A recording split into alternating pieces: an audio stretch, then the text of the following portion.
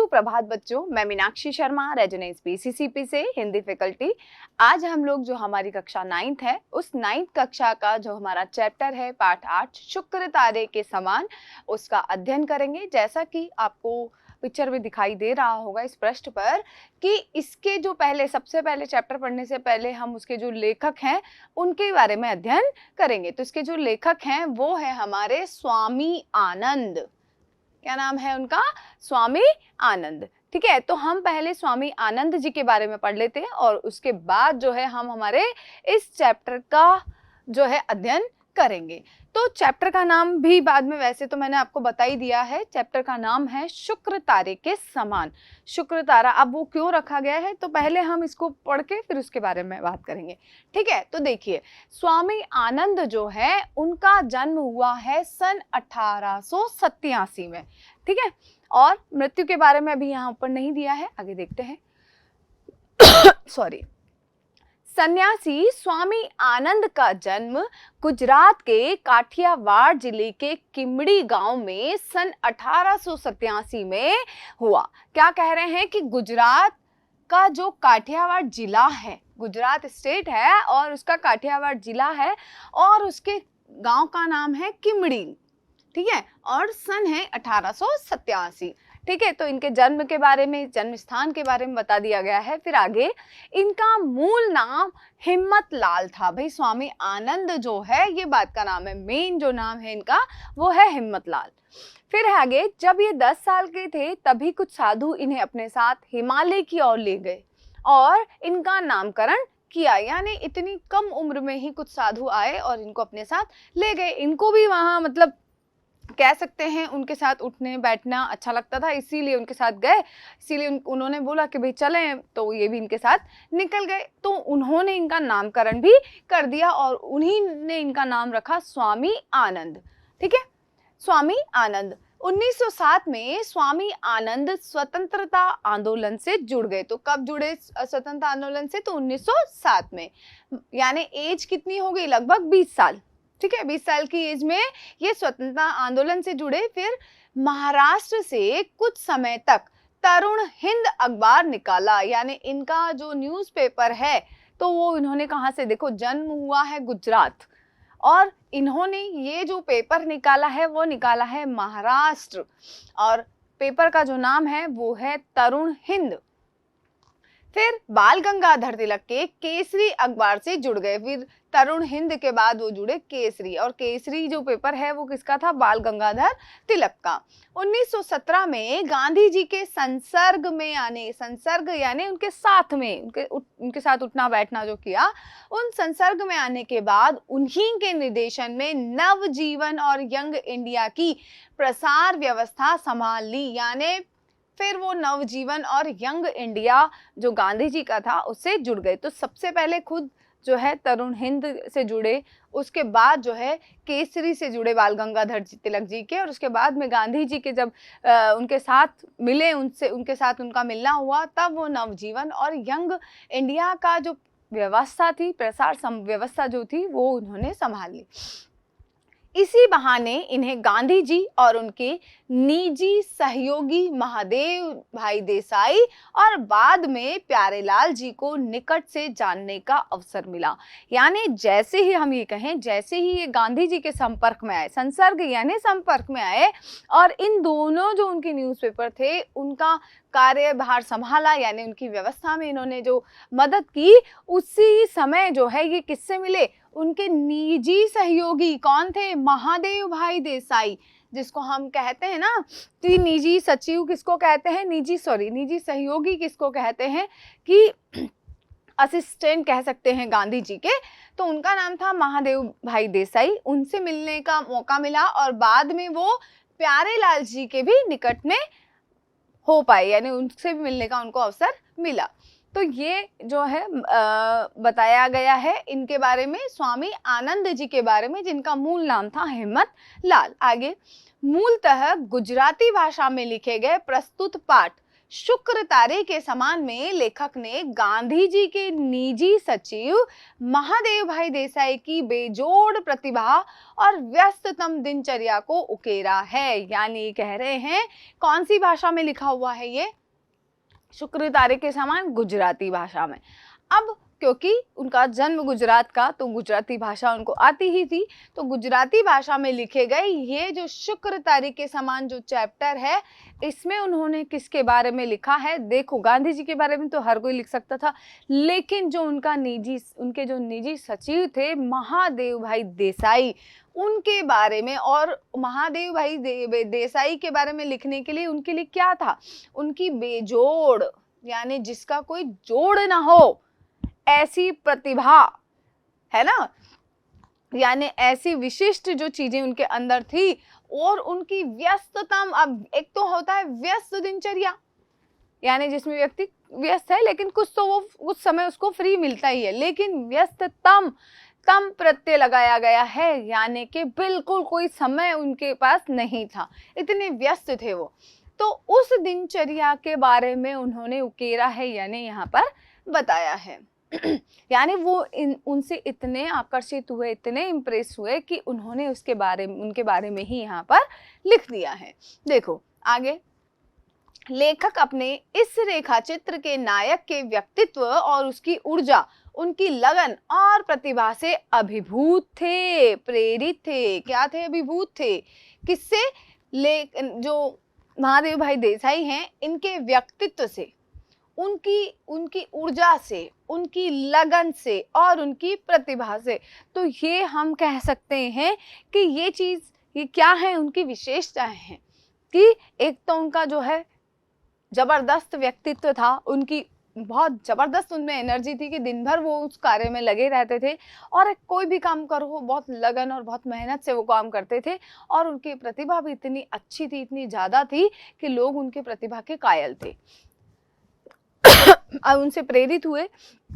महादेव भाई की सरलता, सज्जनता, निष्ठा, समर्पण, लगन और निरअभिमान, यानी बिल्कुल अभिमान न होना, अभिमानी न होना को लेखक ने पूरी ईमानदारी से शब्दों में पिरोया है। तो ये उनकी विशिष्टताएं कही जा सकती हैं। ठीक है, कि वो कैसे थे, महादेव भाई देसाई कैसे थे? तो महादेव भाई देसाई सरल थे, सज्जन थे, निष्ठावान व्यक्ति थे, समर्पण भाव से कार्य करते थे, और बहुत मेहनत से और बिना अभिमान के, यानी इतनी सारी विशेषताएं उनके अंदर होने के बावजूद भी वो जो है बिल्कुल अपने पे अभिमान नहीं करते थे। ठीक है और इन्हीं के बारे में उन्होंने एक एक शब्द बहुत अच्छे से इनके बारे में लिखा है। इनकी लेखनी महादेव के व्यक्तित्व का ऐसा चित्र खींचने में सफल रही है कि पाठक को महादेव भाई पर अभिमान हो जाता है। भाई उनमें तो अभिमान नहीं था, किसमें?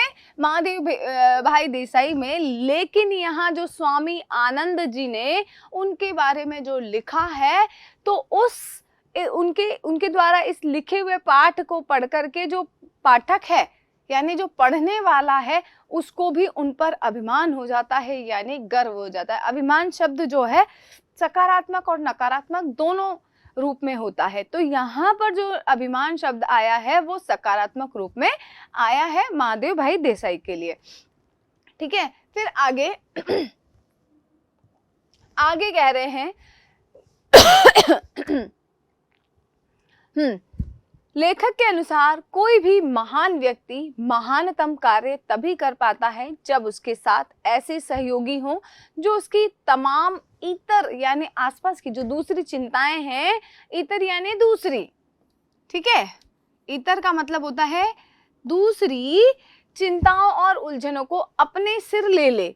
गांधी जी के लिए महादेव भाई और भाई प्यारेलाल जी ऐसी ही शख्सियत थे। कह रहे हैं कि हमारे देश में जितने भी महान व्यक्ति बने हैं, गांधी जी हैं, चाचा नेहरू हैं, जिनको हम लोग जानते हैं, भगत सिंह हैं, तो वो इतने महान कब बन पाए हैं?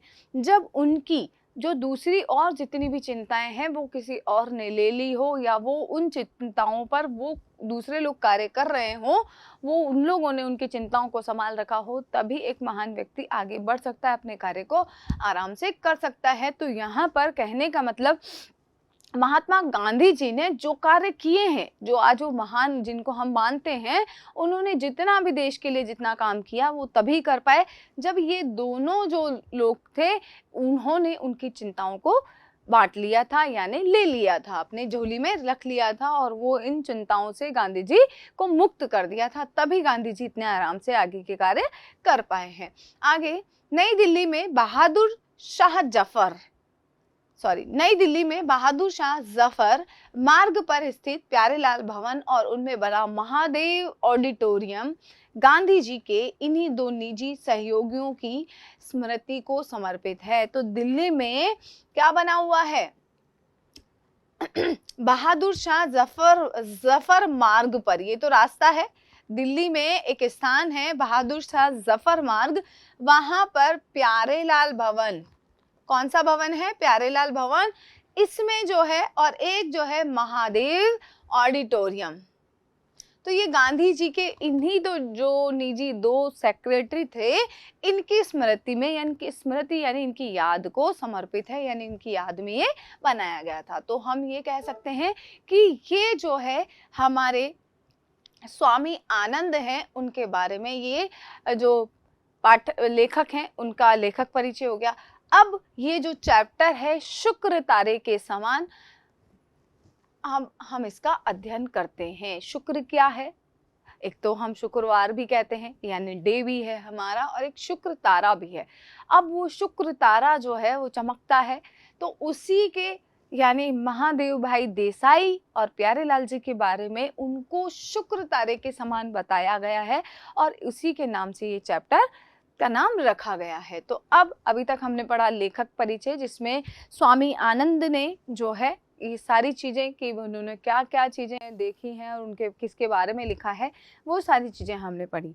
अब यहाँ पर जो स्वामी आनंद ने महादेव भाई देसाई और प्यारेलाल जी के बारे में जो कुछ लिखा है, पूरा जो है इसका उनका वर्णन किया है, उसके बारे में पढ़ते हैं कि ये जो नाम दिया है शुक्र तारे के समान, वो क्यों दिया है, वो हम इस चैप्टर में पढ़ेंगे।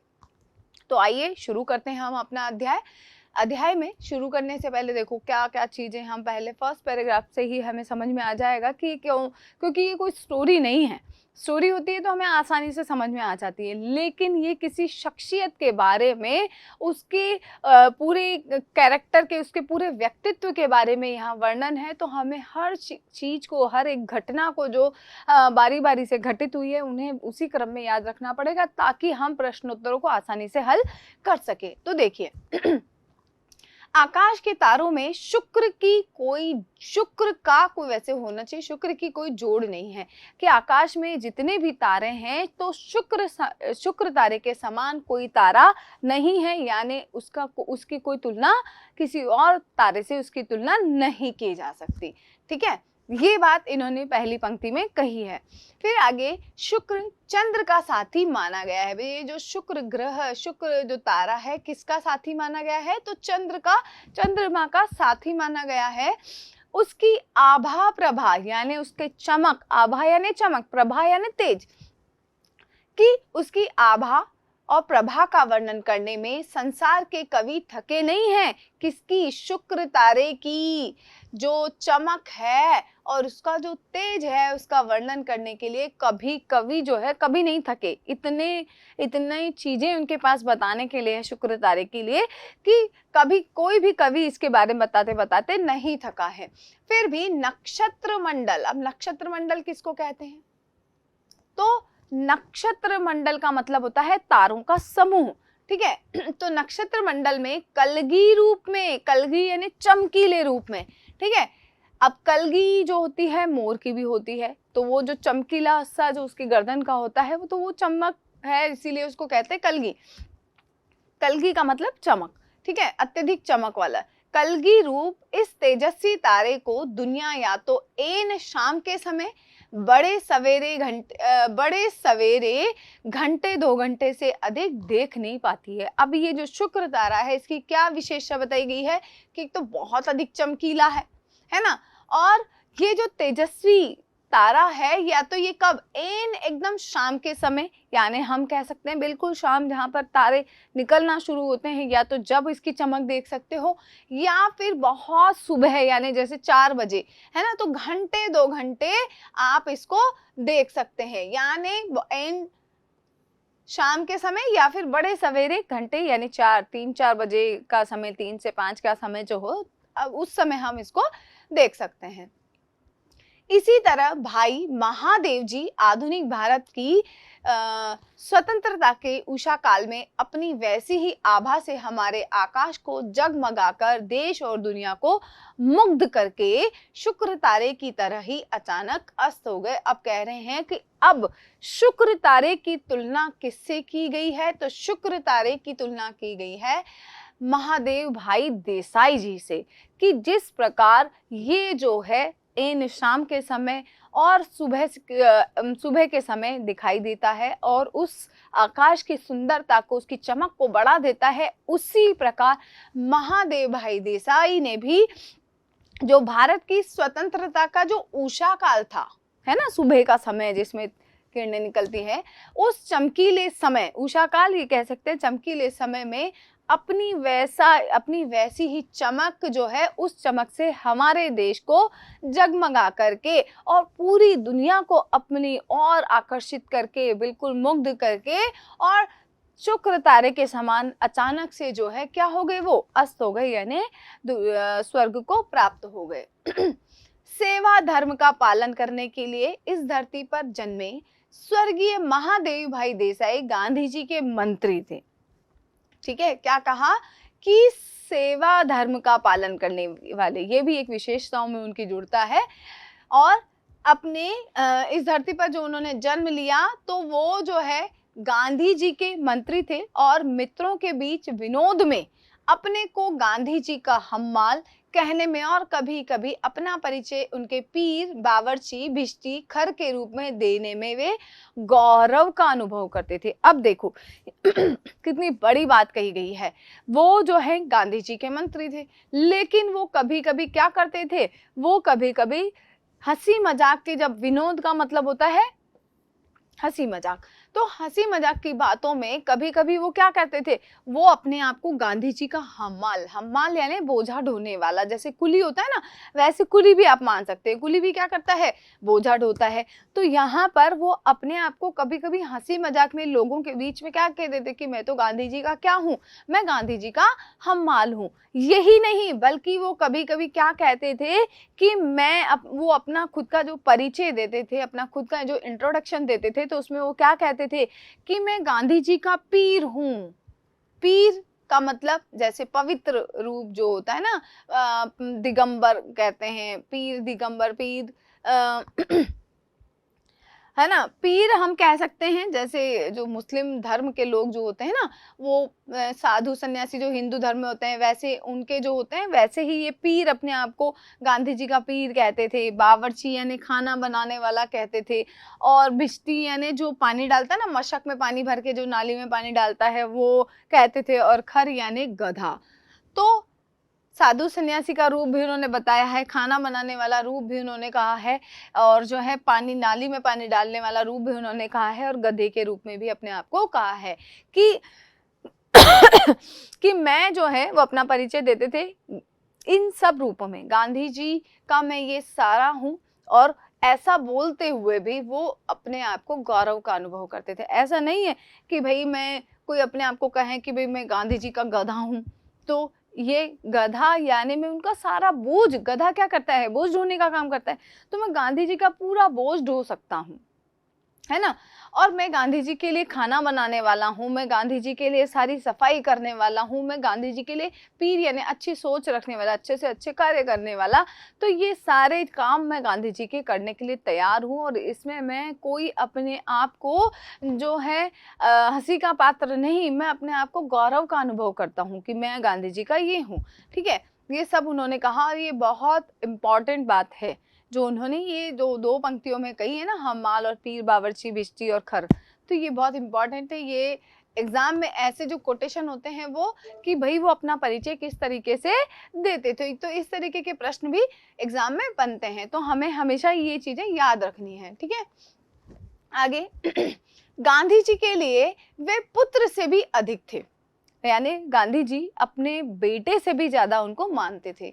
जब सन 1917 में वे गांधी जी के पास पहुंचे थे, तभी गांधी जी ने उनको तत्काल पहचान लिया था। जैसे ही वो 1917 में गांधी जी के पास गए, तभी वो उनको उसी समय पहचान गए थे और उनको अपने उत्तराधिकारी का पद सौंप दिया था। देखो, गांधी जी के पास जैसे ही गए, वो उनको समझ गए कि भाई ये व्यक्ति बहुत भरोसे लायक है और ये मेरी जितनी भी चिंताएं हैं उनको संभालने वाला है।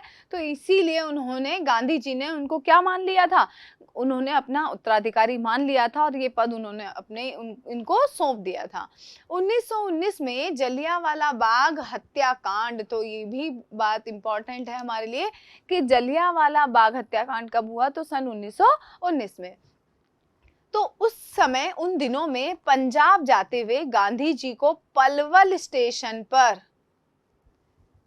गिरफ्तार किया गया था। गांधी जी ने उसी समय महादेव भाई को अपना वारिस कहा था। तो गांधी जी ने, प्रश्न बनता है, गांधी जी ने महादेव भाई देसाई को वारिस कब कहा था, अपना वारिस कब कहा था, कि जब 1919 में जलियांवाला बाग हत्याकांड हुआ और गांधी जी जो है पलवल स्टेशन पर गांधी जी को गिरफ्तार किया गया, तभी गांधी जी ने महादेव भाई देसाई को अपना वारिस कहा था।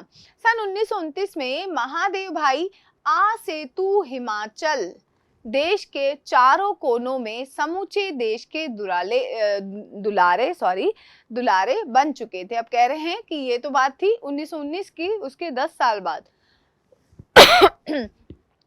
आ सेतु हिमाचल का मतलब है सेतु जो रामेश्वरम, सेतु बंद जो रामेश्वरम है वहां से लेके हिमाचल तक, हिमाचल प्रदेश तक जो है पूरे देश में, इस संसार के चारों कोनों में, पूरे जो है ना, कैसे, सॉरी, भारत देश के चारों कोनों में पूरे देश के वो क्या बन गए थे, दुलारे बन गए थे। यानी दुलारे का मतलब प्रिय बन गए थे, सभी उनको बहुत प्रेम करने लगे थे। इसी बीच पंजाब में फौजी शासन के कारण जो कहर बरसाया गया था, उसका ब्यौरा रोज रोज आने लगा था। भाई जो फौज है, वो फौजी शासन क्या कर रही है, लोगों पर बहुत अत्याचार कर रही है, मार रही है, पीट रही है। तो ये इन सारी जो सूचनाएं थी, ये सारी रोज रोज आने लगी थी और पंजाब में अधिकतर नेताओं को गिरफ्तार करके फौजी कानून के तहत जन्म कैद की सजाएं, यानी जन्म से लेकर के मृत्यु तक की जो कैद होती है ना, उस कैद की सजाएं देकर काला पानी भेज दिया गया। लाहौर के मुख्य राष्ट्रीय दैनिक पत्र ट्रिब्यून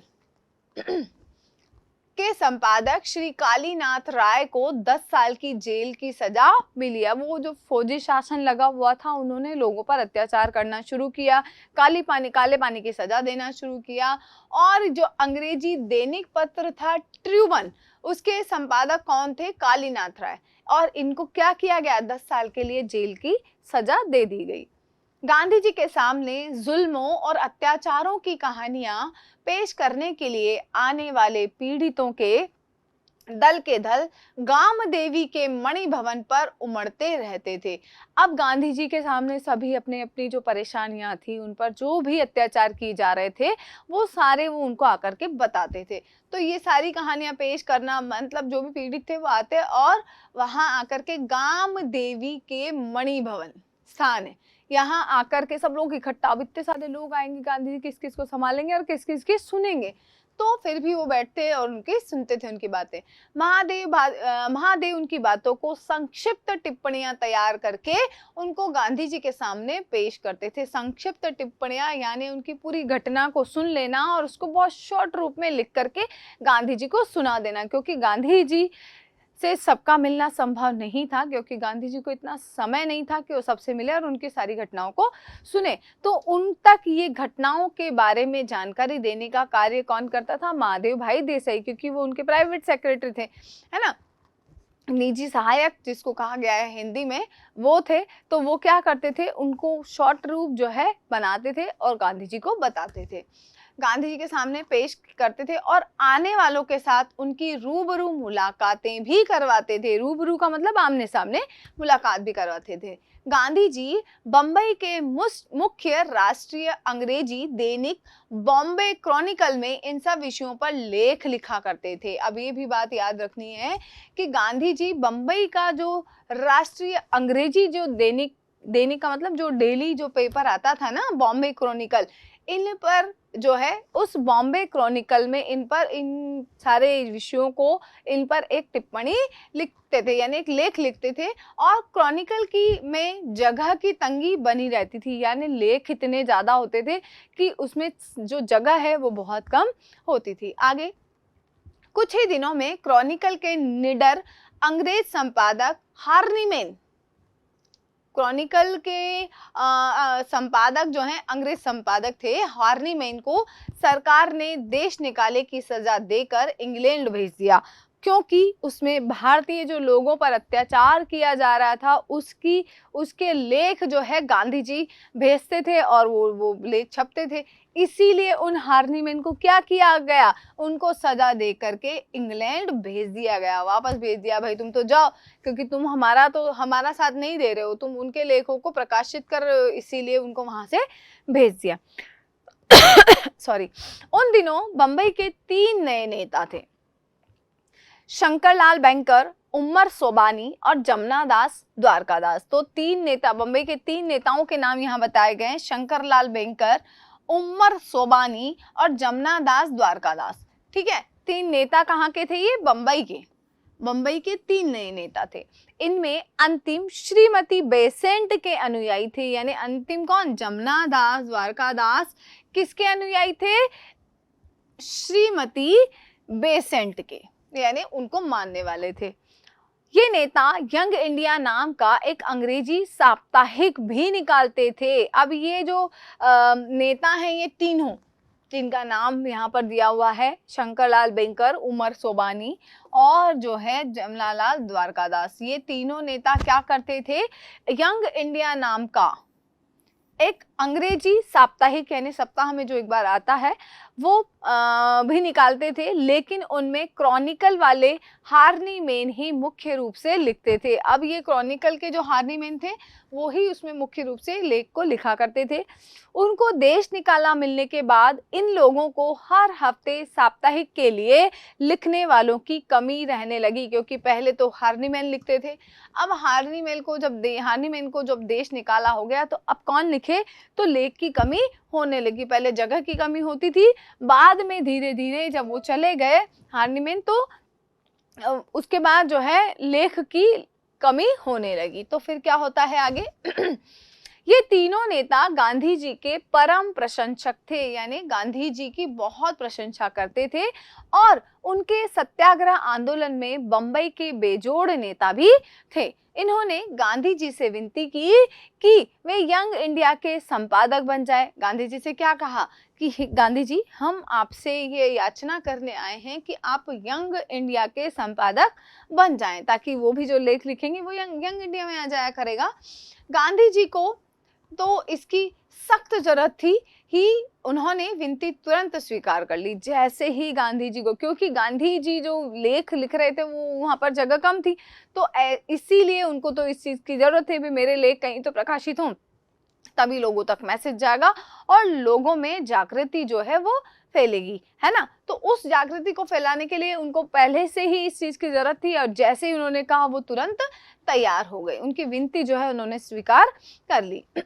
गांधी जी का काम इतना बढ़ गया कि साप्ताहिक पत्र भी कम पढ़ने लगा। कह रहे हैं जो गांधी जी हैं इनका काम इतना ज्यादा बढ़ा कि जो है वो सप्ताह का जो पत्र, जो साप्ताहिक यंग इंडिया जो छपता था वो भी कम, उसमें लेख जो है वो कम पढ़ने, मतलब लेख तो बहुत सारे थे, जगह कम पढ़ने लगी। गांधी जी ने यंग इंडिया को हफ्ते में 2 बार प्रकाशित करने का निश्चय किया। उन्होंने कहा कि भाई हम सप्ताह में जो एक बार लिखते हैं उसकी जगह हम 2 बार इस पत्र को छपवाएं, क्योंकि लेख हमारे पास बहुत हैं, तो हम इसको 2 बार करेंगे तो हमारे लेख जो है लोगों तक पहुंच जाएंगे।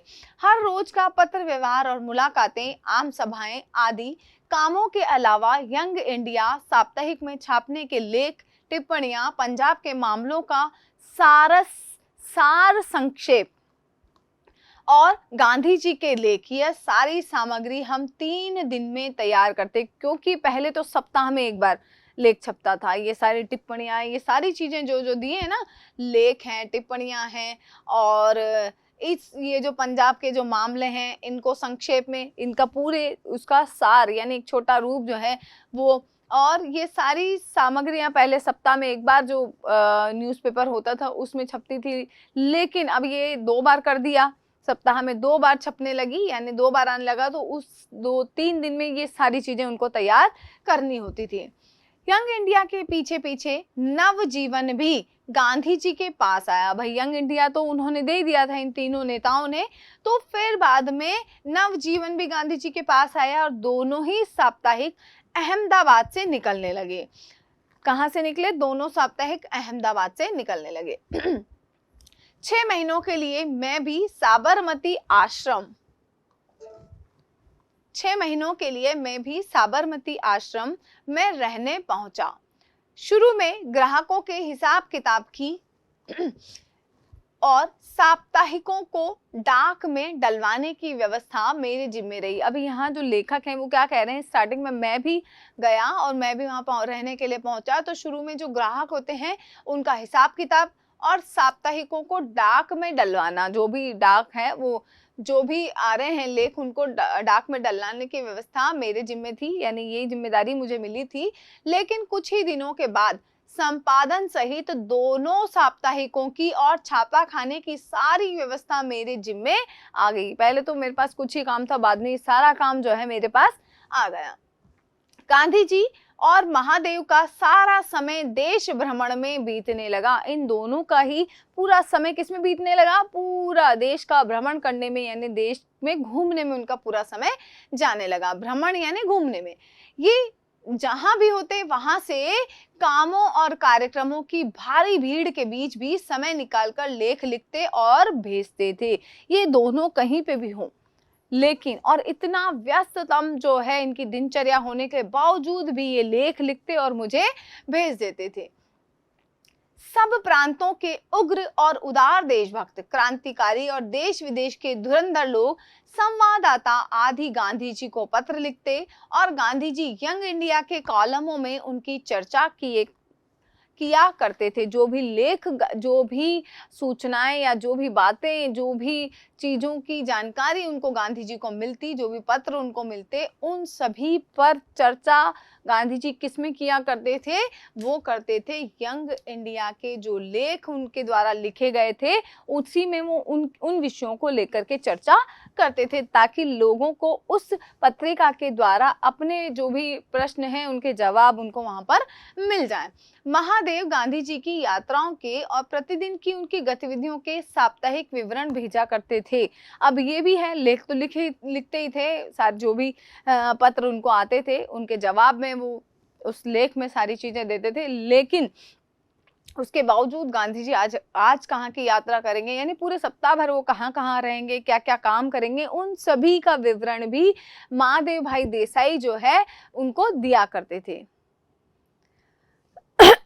इसके अलावा महादेव देश विदेश के अग्रगण्य समाचार पत्र जो आंखों में तेल डालकर गांधी जी की प्रतिदिन की गतिविधियों को देखा करते थे और उन पर बराबर टीका टिप्पणी करते रहते थे, उनको आड़े हाथों लेने वाले लेख भी समय समय पर लिखा करते थे। अब देखो, महादेव भाई देसाई ऐसा नहीं है कि केवल जो भी लेख है उनको भेज दिया, बल्कि जो भी गांधी जी की हर गतिविधियों पर, ये कहा गया है ना, तेल डाल करके, है ना, आंखों में तेल डाल करके गांधी जी पर नजर रखना, क्योंकि गांधी जी हमारे भारत देश के बहुत बड़े नेता रहे हैं, तो लोगों पर उनकी नजर भी थी, अंग्रेजी शासन की भी उनकी नजर थी, क्योंकि गांधी जी ने उनको, कहते हैं ना कि इतना वो कर दिया था अंग्रेजों को कि अंग्रेजों को ये देश छोड़ करके जाना पड़ा, इतना मजबूर उन्होंने कर दिया था, और बिना, देखो, हिंसा का सहारा लिए बिना उन्होंने ऐसा काम किया था। तो उन सबकी नज़र किस पे थी? गांधी जी पे। तो आंखों में तेल डाल करके वो गांधी जी की प्रतिदिन की हर पल की खबर जो रखते थे, उन सभी पर वो टीका टिप्पणी भी करते थे। ठीक है। और उनको आड़े हाथों लेने के लेख भी जो है वो समय समय पर लिखा करते थे। आड़े हाथों लेना ये भी एक मुहावरा है, ठीक है। आड़े हाथों लेना यानी उनको जबरदस्त जवाब देना, उनके बारे में ऐसे लेख वो लिखा करते थे। बेजोड़ कॉलम, भरपूर चौकसाई, ऊंचे से ऊंचे ब्रिटिश समाचार पत्रों की परंपराओं को अपनाकर चलने का गांधी जी का आग्रह और कर विरोधियों के साथ भी पूरी पूरी सत्य निष्ठा में से उत्पन्न होने वाली विनय विवेक। अब देखो यहाँ पर कुछ शब्द ऐसा दिया हुआ है, विनय विवेक युक्त विवाद। इसको थोड़ा सा और ऊपर कर लेते हैं हम, है ना। अब देखो जवाब देना, और उसके लिए भी ऐसा नहीं है कि किसी को रूड शब्दों में जवाब दे दिया, तो ऐसा नहीं करते थे। उसमें भी वो विनय का और विवेक से युक्त यानी सोच समझ करके उसका जवाब, ताकि सामने वाले को उसकी जवाब जो है वो समझ में आ जाए। एक छोटी सी चीज को बोला और उसको सारी चीजें समझ में आ जाए, इस तरीके के वो जवाब दिया करते। तो विनय विवेक युक्त विवाद करने की गांधी जी की तालीम, इन सब गुणों ने तीव्र मतभेदों और विरोधी प्रचार के बीच भी देश विदेश के सारे समाचार पत्रों की दुनिया में और एंग्लो इंडियन समाचार पत्रों के बीच भी व्यक्तिगत रूप से एमडी को सबका लाडला बना दिया। एमडी महादेव भाई देसाई, ठीक है, शॉर्ट नेम दे रखा है। तो यहाँ पर उनके बारे में बताया गया है कि इतनी सब कुछ होने के बावजूद भी उनका जो जवाब देने का तरीका था, जो कहते हैं ना कि गांधी जी की हर इसको सारे जो उनके जितने भी लेख हैं उनको लिखना और जो लोगों की बातें हैं उनको पहुंचाना, उनके जवाब देना, और जो अंग्रेजी शासन है उनको भी ये सारे चीजें समझ में, उनको भी किस तरीके से समझाना है, उनको किस तरीके से जवाब देना है, वो सारी चीजें देख करके और लोग भी इन सब चीजों को जाने, और इसीलिए महादेव भाई देसाई सबके लाडले बन चुके थे। यानी उनका जो काम करने का तरीका था, बोलने का, लिखने का, सारी चीजें जो थी उन सभी के कारण जो है वो सभी के लाडले बन गए। आगे गांधी जी के पास आने के पहले अपनी विद्यार्थी अवस्था में महादेव ने सरकार के अनुवाद विभाग में यानी ट्रांसलेशन जो करते हैं ना उस विभाग में नौकरी की थी। नरहरि भाई उनके जिगरी दोस्त थे। दोनों एक साथ वकालत पढ़े थे, दोनों ने जो है एलएलबी की थी, दोनों ने अहमदाबाद में वकालत भी साथ साथ ही शुरू की थी। इस पेशे में आमतौर पर स्याह को यानी जो काला है उसको बिल्कुल काले को, स्याह का मतलब बिल्कुल जो काला है उसको सफेद और सफेद को स्याह करना होता है। वकालत में क्या होता है, झूठ को सच और सच को झूठ, इस तरीके इस रूप में प्रस्तुत किया जाता है। तो उस ऐसे प्रोफेशन में भी करना होता है। साहित्य और संस्कार के साथ इसका कोई संबंध नहीं रहता। भाई झूठ को सच और सच को झूठ करने वाले पेशे में क्या होता है, इसमें साहित्य का और संस्कार का ये दो, इनका आपस में कोई संबंध, इनका इससे कोई संबंध नहीं रहता। लेकिन इन दोनों ने तो उसी समय से टैगोर, शरद चंद्र आदि के साहित्य को उलटना पुलटना शुरू कर दिया था। यानी उसी समय से ये शुरू हो गए थे टैगोर और शरद चंद्र के बारे में पढ़ने, ठीक है। यानी उनका जो भी लिटरेचर था वो उन्होंने पढ़ना शुरू कर दिया था। चित्रांगदा कच देवयानी की कथा पर टैगोर द्वारा रचित विदाई का अभिशाप, चित्रांगदा, ठीक है, ये याद रखना है। कच देवयानी की कथा पर टैगोर के द्वारा रचित विदाई का अभिशाप शीर्षक नाटिका शरद बाबू की कहानियां आदि अनुवाद उस समय की उनकी साहित्यिक गतिविधियों की ही देन है, ठीक है। तो ये तो हमें उनका जो विद्यार्थी जीवन था उस समय उन्होंने क्या किया था उसके बारे में, कि उन्होंने तब से ही ये सारी चीजें शुरू कर दी थी, ये बताया गया है। आगे सॉरी, भारत में उनके अक्षरों का कोई सानी नहीं था। सानी का मतलब कोई बराबरी करने वाला नहीं था। वायसराय के नाम जाने जाने वाले गांधी जी के पत्र हमेशा महादेव की लिखावट में जाते थे। कह रहे हैं कि उनका जो लिख अक्षर जो थे अक्षरों की जो बनावट थी उसके बराबर कोई लिख नहीं सकता था।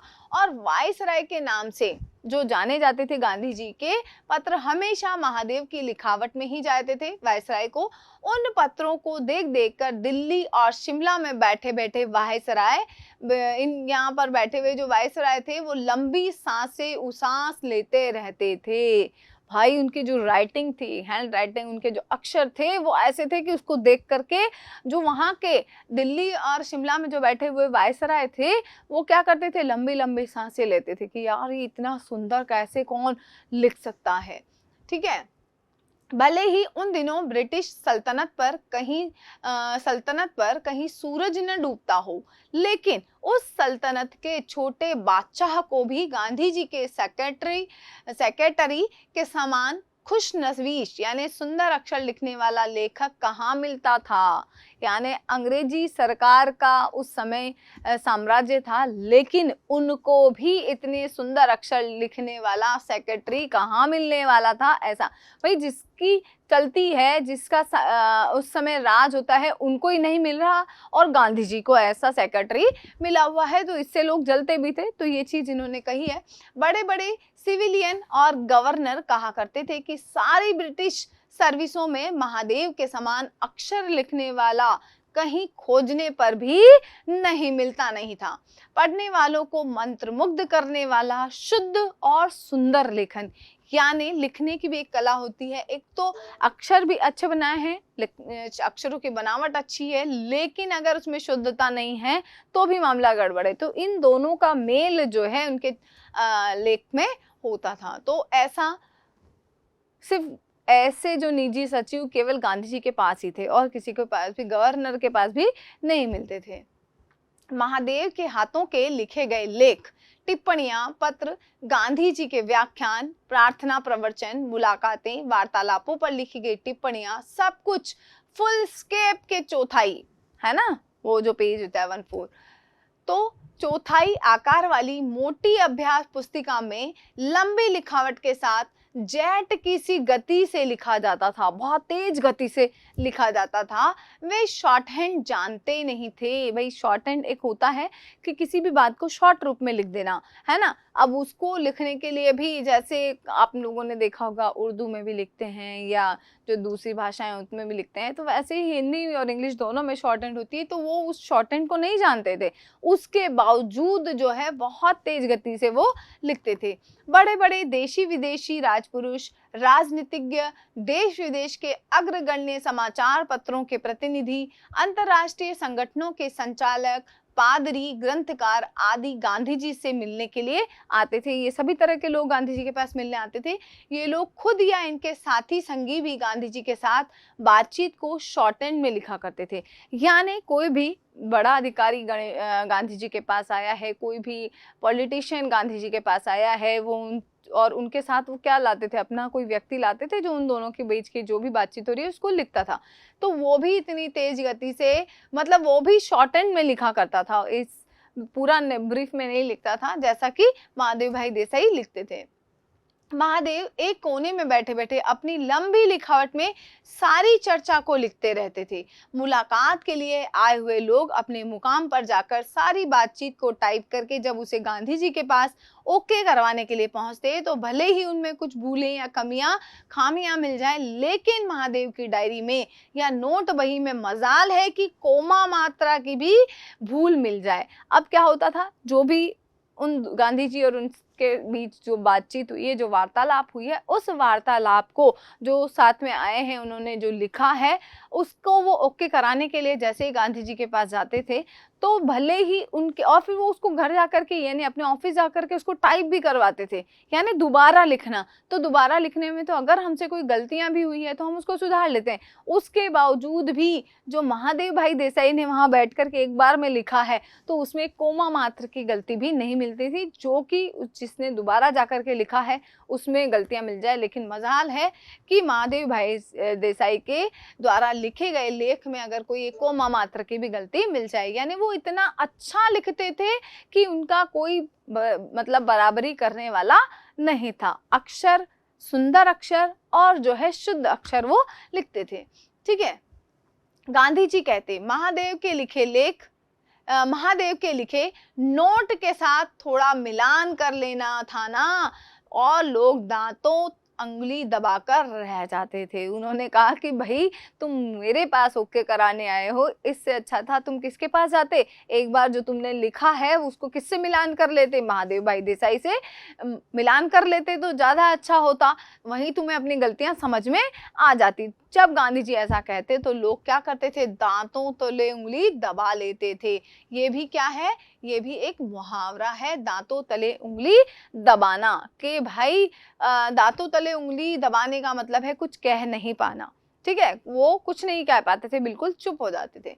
लुई फिशर और गुंथर के समान धुरंधर लेखक अपनी टिप्पणियों का मिलान महादेव की टिप्पणियों के साथ करके उन्हें सुधारे बिना गांधी जी के पास ले जाने में हिचकिचाते थे। अब देखो, लुई फिशर जैसे और गुंथर के समान जो धुरंधर लेखक थे, वो भी क्या करते थे, वो भी पहले किसके पास जाकर के, महादेव भाई देसाई के पास जाते थे, और बिना उनके पास जाए हुए वो गांधी जी के पास नहीं जाते थे कि भाई पहले उनसे चेक करवा लें, वरना वो इस चीज को बिना उनसे चेक करवाए उनके पास, गांधी जी के पास जाने में हिचकिचाते थे कि हो सकता है कोई गलती रह जाए और गांधी जी इसके लिए हमें बोलें। तो इसीलिए यहाँ पर देखो, महादेव भाई देसाई के बारे में इतनी सारी कि उनकी कितनी क्वालिटीज थी, उनकी कितनी योग्यता थी, कितना चीजों को समझते थे और उस तरीके से लिखना। अभी आज जो ये हमारा लेक्चर 1 है, इसमें हम लोग यहीं तक पढ़ेंगे। दूसरे लेक्चर में हम इस अध्याय को पूरा करेंगे और इसके जो प्रश्न उत्तर है उनको हल करेंगे। आशा करती हूँ आप लोगों को समझ में आया होगा। बहुत बहुत धन्यवाद।